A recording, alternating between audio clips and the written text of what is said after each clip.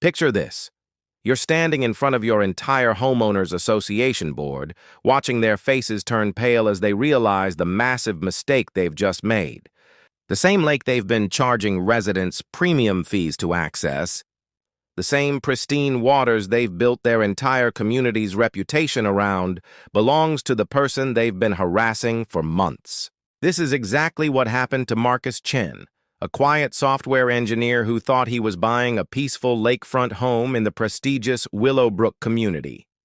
What he didn't expect was that his innocent weekend boating hobby would trigger a year-long battle with an HOA board drunk on power, ultimately leading to one of the most satisfying property law revelations you'll ever hear. Where are you watching from? Please feel free to leave a comment below, because you are about to witness one of the most epic HOA comebacks in recent memory. Trust me, the ending of this story will have you questioning everything you thought you knew about property rights and community power structures. But before we get to that jaw-dropping moment in the boardroom, let me take you back to where it all began, because sometimes the most explosive endings start with the quietest beginnings. Marcus Chen had always dreamed of owning waterfront property. After 15 years of grinding through Silicon Valley's tech scene, debugging code until 2 a.m. and surviving countless startup failures, he finally had enough saved for his dream home. When his realtor showed him the listing for 1247 Lakeshore Drive in Willowbrook Community, he knew he'd found it. The house itself was nothing spectacular. A modest two-story colonial built in the 1980s with outdated kitchen appliances and carpet that had seen better decades. But the backyard, that was pure magic. 40 feet of pristine lakefront with a private dock, surrounded by towering oak trees that had been standing since before the community was even conceived. Lake Serenity stretched out like a mirror, reflecting the sky so perfectly that it was hard to tell where reality ended and reflection began. The Willowbrook community marketed itself as an exclusive enclave for discerning homeowners who valued tranquility and natural beauty. The HOA fees were steep, $400 monthly, but the amenities seemed worth it. Manicured walking trails, a community center with a gym, and most importantly, exclusive access to Lake Serenity for all residents. The marketing materials featured glossy photos of families kayaking, couples fishing at sunset, and children learning to swim in the crystal-clear waters. What Marcus did not realize during those first few blissful months was that he had unknowingly entered a community ruled by the kind of HOA board that gave homeowners associations their notorious reputation. At the helm was Patricia Whitmore, a retired corporate lawyer who treated HOA presidency like running a Fortune 500 company, if Fortune 500 companies specialized in measuring grass height and policing paint colors. Patricia had been board president for 7 consecutive years, running unopposed because, frankly, nobody else wanted to deal with the headaches that came with the position. But Patricia thrived on those headaches. She had binders full of violations, filing systems that would make a government bureaucrat weep with joy, and an almost supernatural ability to spot a fence that was 2 inches over the property line from 3 blocks away. The other board members were a collection of retired busybodies and ambitious newcomers looking to climb whatever social ladder existed in suburban homeowners' politics. There was Gerald Hoffman, the vice president who had appointed himself as the community's unofficial noise police, armed with a decibel meter and an alarming amount of free time. Margaret Stone served as secretary, documenting every meeting with the intensity of a court stenographer, and David Kumar, the treasurer, who treated every HOA expense like it was coming out of his personal checking account. But you know what? You might be wondering why I'm spending so much time talking about these people when this story is supposed to be about a boat and a lake. Well, stick with me, because understanding the personalities involved is crucial to appreciating just how spectacular their downfall becomes. Marcus settled into his new home with the contentment of someone who had finally achieved a major life goal. He spent weekends on his dock with a cup of coffee, watching the sunrise paint the lake in shades of gold and pink. He bought a modest 16-foot fishing boat. Nothing fancy, just a simple aluminum vessel with a small outboard motor, perfect for lazy afternoon fishing trips. For the first 6 months, life in Willowbrook was everything Marcus had hoped for. His neighbors were friendly enough, the lake was peaceful, and the HOA seemed like a distant administrative entity that collected fees and maintained the common areas. He received the monthly newsletters filled with reminders about holiday decorating guidelines and announcements about community events, but nothing that directly affected his quiet lakefront existence. The trouble began, as trouble often does, with something seemingly insignificant. Marcus had started taking his boat out more frequently, especially on Sunday mornings when the lake was at its most serene. He'd motor out to the center of the lake, cut the engine, and spend hours fishing or simply enjoying the silence that city life had stolen from him for so many years. The first sign of trouble came in the form of a cheerfully passive-aggressive note slipped under Marcus' front door on a Tuesday morning in late September. The letterhead bore the official Willowbrook Community HOA logo, a stylized tree overlapping with a wave, which now seemed more ominous than welcoming. "Dear Mr. Chen," the letter began, "it has come to our attention that you have been operating a motorized watercraft on Lake Serenity during weekend morning hours. While we appreciate your enthusiasm for our community's natural amenities, we would like to remind you that all lake activities must comply with our community guidelines, Section 7.3, which states that motorized vessels may only be operated between the hours of 10 a.m. and 6 p.m. to ensure the peaceful enjoyment of all residents."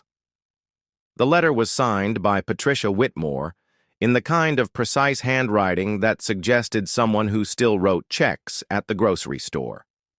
Marcus read it twice, feeling a familiar knot forming in his stomach. The same sensation he'd experienced during performance reviews with particularly pedantic managers.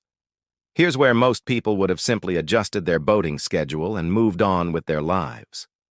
Marcus was, by nature, a conflict-avoidant person who preferred debugging code to debugging human relationships. But something about the tone of that letter rubbed him wrong.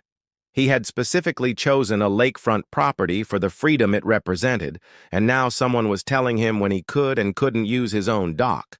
Still, Marcus was reasonable. He researched the community guidelines and found the relevant section. Sure enough, there it was in black and white, or rather, in the dense gray text of a 47-page document that most residents had never bothered to read. He adjusted his schedule, limiting his early morning fishing trips and sticking to the approved hours. But if Marcus thought compliance would end the matter, he had seriously underestimated Patricia Whitmore's dedication to micromanagement. 2 weeks later, another letter arrived. This time, the tone had shifted from cheerfully passive-aggressive to sternly disappointed. The HOA had received multiple complaints about the noise level of Marcus's boat motor. The guidelines apparently had a subsection that limited engine noise to 85 decibels, measured from a distance of 50 feet. Gerald Hoffman, armed with his trusty sound meter, had taken it upon himself to conduct routine compliance checks, and found Marcus's boat to be in violation. Now, let me pause here for a moment because I want you to really picture this scene. Imagine being Gerald Hoffman, a 67-year-old retired insurance adjuster, standing on the shore of a lake at 10:15 a.m. on a Saturday morning with a professional-grade decibel meter, waiting for your neighbor to start his fishing boat so you can measure whether it exceeds community noise standards. What kind of life choices lead to that moment? But here's where things get interesting. And if you're enjoying this story of suburban power games, make sure to hit that like button because it's about to get much more intense. Marcus, being an engineer, decided to fight math with math. He purchased his own decibel meter and conducted his own tests. His boat's engine, running at normal speeds, measured 82 decibels from 50 feet, well within the stated guidelines. He documented his findings, took time-stamped photos, and submitted a formal response to the HOA board. The response he received was a masterclass in bureaucratic doublespeak. The board acknowledged his measurements, but noted that the guidelines also included provisions for a cumulative noise impact and disruption of natural tranquility. They were implementing a new policy requiring all boat owners to register their vessels with the HOA and submit to annual noise inspections. The registration fee was $150, and inspections would cost $75 per year. Marcus felt the ground shifting beneath his feet. This wasn't about noise anymore. This was about control and money. Always money. The letters kept coming with the reliability of a subscription service nobody wanted. His boat was too close to the shore when docked. It should be positioned at least 6 feet from the dock to prevent visual obstruction of the lake view. His fishing activities were disturbing the local ecosystem. The HOA had received reports of aggressive fish depletion in areas where Marcus frequently fished. His boat cover was the wrong color. Community standards required earth tone covers to maintain aesthetic harmony. Each violation came with a fine: $50 for noise violations, $75 for improper docking, $100 for environmental impact, $25 for aesthetic violations. By November, Marcus had accumulated over $400 in fines, more than his monthly HOA fees. But the breaking point came when Patricia Whitmore announced at the December board meeting that the HOA was implementing a new lake preservation initiative. Starting January the 1st, all boat owners would be required to purchase special permits for lake access. These permits would cost $300 annually and would be limited to just 10 boats per year to protect the delicate ecological balance of Lake Serenity. The 10 permits would be awarded through a lottery system, with preference given to residents who had demonstrated exemplary compliance with community guidelines. Translation: Marcus need not apply. The meeting minutes, dutifully recorded by Margaret Stone, noted that the Lake Preservation Initiative had been approved unanimously by the board, with Patricia Whitmore stating, "Sometimes we must make difficult decisions to preserve the character and value of our community for future generations." Marcus sat in his lakefront home that night, staring out at the water that had brought him so much peace, and realized he was about to lose access to the very reason he had bought his house. The HOA had found a way to price him out of his own backyard. What happened next would have made even the most seasoned property lawyers do a double-take. Marcus, faced with the prospect of owning lakefront property he couldn't actually use, decided to do something that most homeowners never think to do. He examined his property deed with the thoroughness of someone debugging a critical system failure. Property deeds, for most people, are boring legal documents that get filed away after closing and never looked at again. They are full of archaic language about hereditaments and appurtenances, and legal descriptions that read like they were written by someone who charged by the word. But Marcus had learned long ago that the most critical bugs often hide in the code nobody bothers to read carefully. His deed, recorded in 1987 when his house was first built, contained language that initially seemed routine.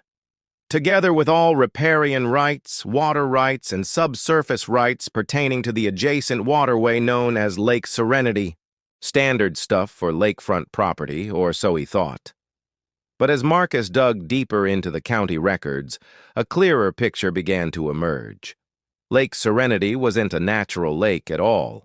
It was created in 1985 when the original developer, Morrison Holdings, dammed a small creek and flooded a natural depression to create the centerpiece of their planned community. The lake, according to the original development plans, was considered a private amenity for the exclusive use of property owners. Here's where it gets interesting. When Morrison Holdings went bankrupt in 1987, their assets were liquidated through a series of complex legal proceedings. The individual lots were sold to homebuyers, but the lake itself, all 23 acres of it, was sold separately to a private investor for back taxes. That investor was a company called Serenity Holdings, LLC, which had been dormant for decades.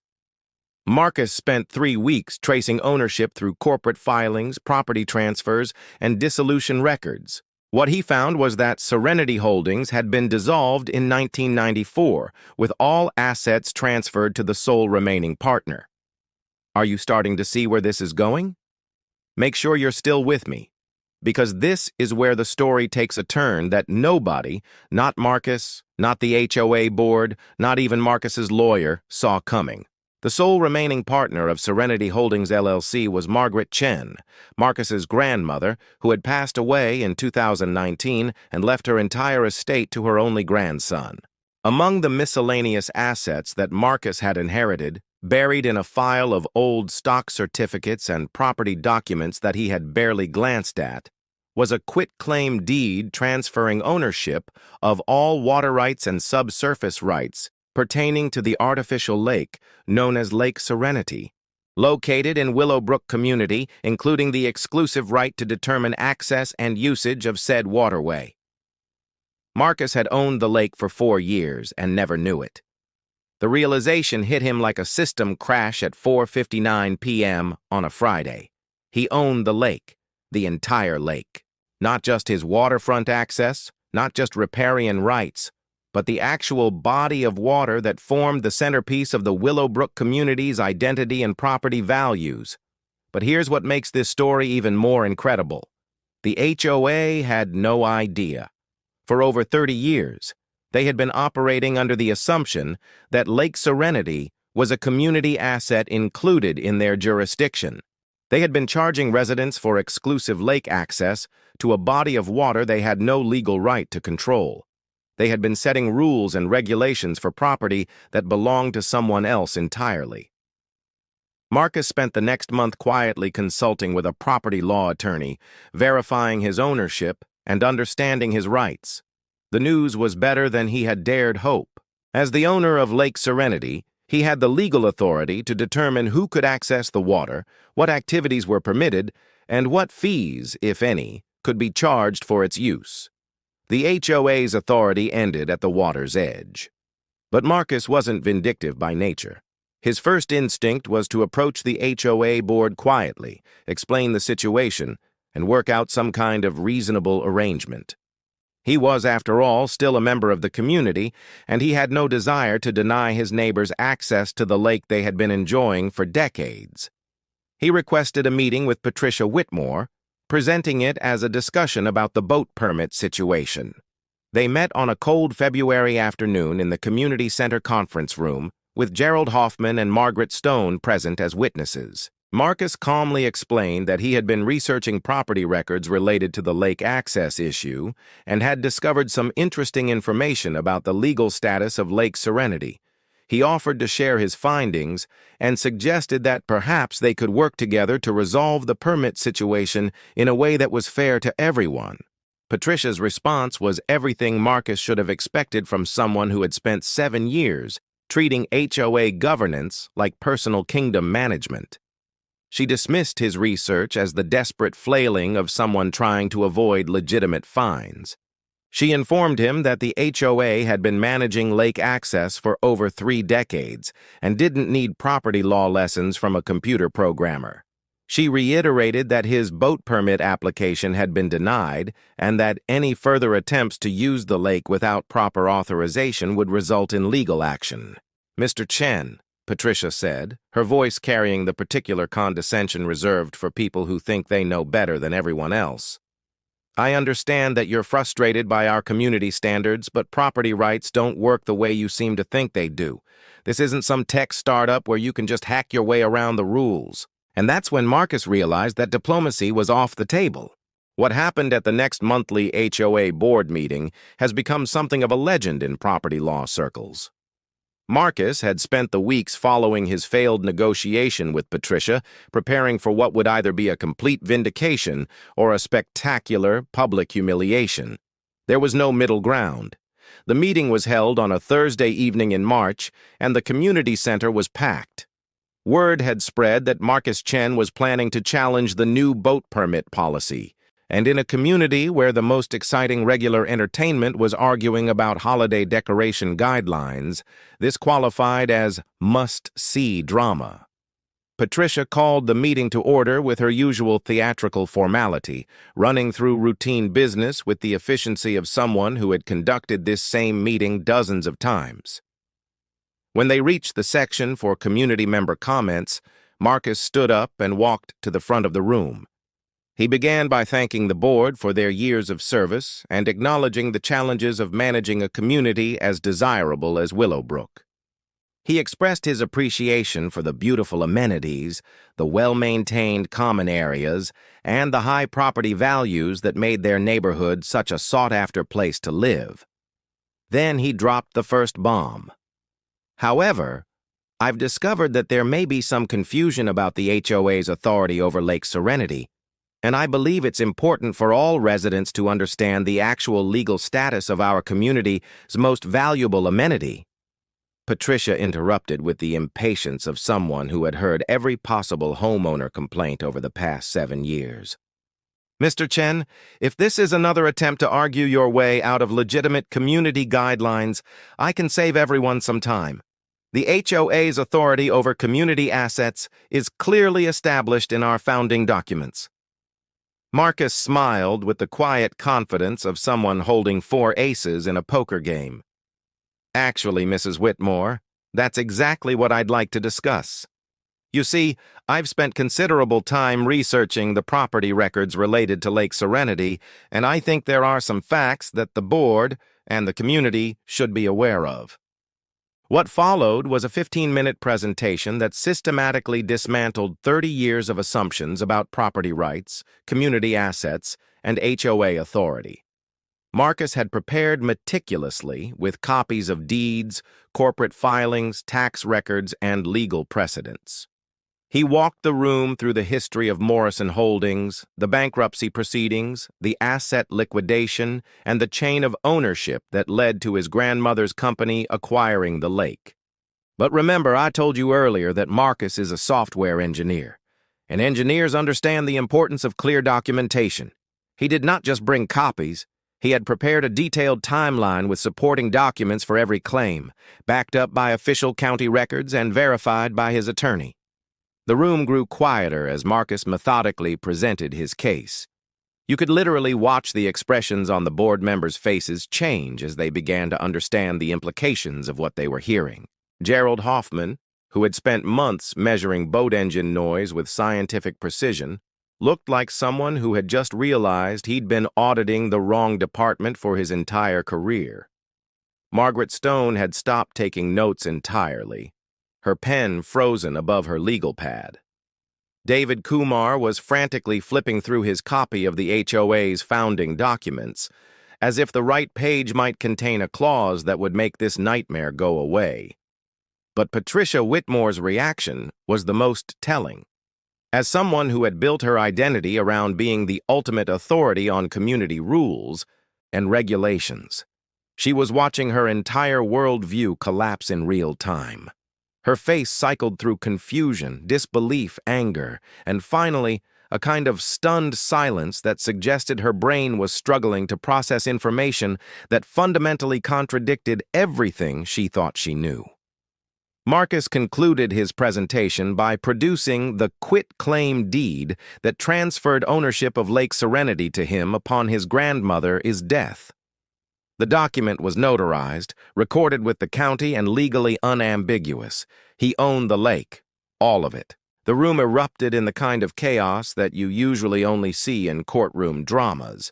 Residents were shouting questions, board members were arguing with each other, and Patricia was demanding to see the original documents as if she might find some loophole that would restore her authority. But Marcus wasn't finished. Remember, this is the same guy who had been harassed for months, fined hundreds of dollars, and threatened with legal action for the crime of fishing in his own lake. He had earned the right to savor this moment. Now, Marcus continued, his voice cutting through the noise, I want to be absolutely clear about something. I have no intention of denying anyone access to Lake Serenity. This has been a community amenity for over 30 years, and I understand that many of you chose to live here specifically for lake access. I'm not interested in being vindictive or creating hardship for my neighbors. The room quieted as residents realized that their worst fears, losing access to the lake entirely, weren't about to be realized. However, Marcus continued, and you could feel the entire room hold its breath, I do think this situation provides an opportunity to establish some more reasonable and fair guidelines for lake usage. What followed was essentially a complete restructuring of how Lake Serenity would be managed. Marcus proposed creating a lake management committee with representatives from both the HOA board and the broader community. Usage rules would be developed collaboratively, with input from residents who actually used the lake regularly rather than board members who viewed it primarily as an administrative challenge. The boat permit system was immediately abolished. The noise restrictions were revised to focus on genuinely disruptive activities rather than arbitrary decibel measurements.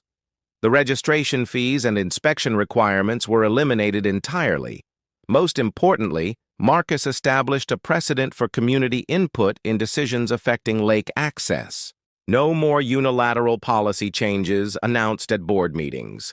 No more rules created in private and imposed on residents without discussion. But here's my favorite part of the entire story. Marcus also addressed the elephant in the room that nobody had wanted to mention. For over 30 years, the HOA had been collecting fees for exclusive lake access to property they didn't own. While Marcus had no intention of demanding retroactive compensation, he did suggest that the HOA might want to review their marketing materials and fee structures to ensure they were accurately representing what residents were actually paying for. The long-term impact of Marcus's revelation extended far beyond boat permits and noise regulations. Patricia Whitmore resigned from the board 2 weeks later, citing philosophical differences about the direction of the community. Gerald Hoffman discovered a sudden interest in gardening that kept him too busy for noise monitoring duties. The entire board was voted out in the next election, replaced by residents who had actually volunteered for positions they had no desire to hold. Property values in Willowbrook increased by an average of 12% over the following year, partly due to the resolution of the lake access uncertainty, but mostly because potential buyers were attracted to a community where residents had successfully challenged overreaching HOA authority. Marcus, meanwhile, became something of a folk hero in property rights circles. His story was featured in homeowners association reform websites, property law blogs, and even a segment on a local news station about HOA overreach. He received emails from homeowners across the country dealing with similar situations, asking for advice about researching property records and understanding their rights. But perhaps the most satisfying outcome was the simplest one. Marcus could finally enjoy his morning coffee on his dock, listening to the sound of his boat motor warming up for another peaceful day on the lake, without worrying about violation notices or decibel meters or permit applications. The lake that had brought him so much peace that had been threatened by bureaucratic overreach and petty power games was once again simply what it had always been meant to be, a place of serenity in a world that often seems designed to create the opposite. So here's the question I want to leave you with, and I really want you to think about this. How many other Marcus Chens are out there right now, being harassed by HOA boards who are operating under assumptions that have never been properly verified? How many communities are collecting fees for amenities they don't actually control? How many homeowners are paying fines for violations of rules that may not be legally enforceable? The next time you receive one of those cheerfully passive-aggressive HOA letters, maybe it's worth asking yourself, do they actually have the authority they claim to have? Because sometimes the most powerful response to bureaucratic bullying isn't compliance or confrontation, it's research. And if you're currently dealing with an overreaching HOA or power-hungry neighbors, remember Marcus's story. Sometimes the solution isn't fighting the system. It's discovering that you own it. What would you have done in Marcus's situation? Would you have approached the board diplomatically like he did initially, or would you have gone straight to the nuclear option? Let me know in the comments below, and if you enjoyed this story of property rights triumph over bureaucratic overreach, make sure to hit that like button and subscribe for more tales of suburban justice and community drama that prove truth really is stranger than fiction.